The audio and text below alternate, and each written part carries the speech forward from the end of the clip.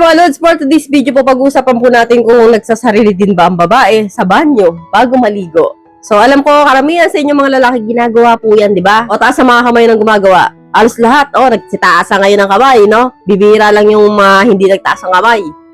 So ibig sabihin, ginagawa nyo po yan na bago kayo maligo. Lalo na sa mga binata dyan, wala mga kajerjeran sa gabi, wala pa mga jowa.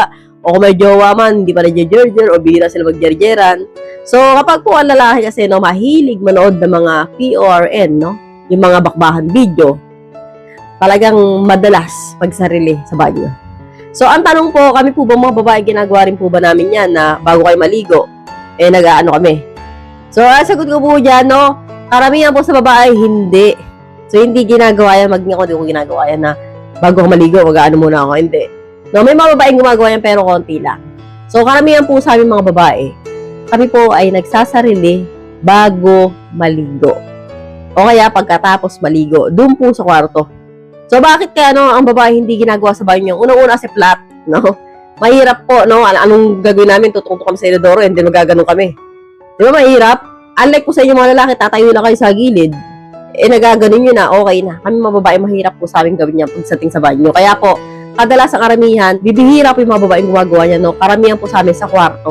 Ako ginagawa ko pagkas maligo. O kaya bago ako maligo, no?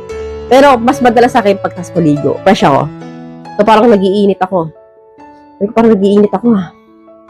So ang ginagawa ko, dinudukot ko. Di ba? Nagtatawanan na naman kayo. Sabihin niyo naman sa akin, ma'am, siguro marami nakaano sa'yo. Ilan na nakaano sa'yo, ma'am? So ganyan kadalasan yung tanong sa'yo sa comment, ma'am, siguro marami nakaano sa'yo.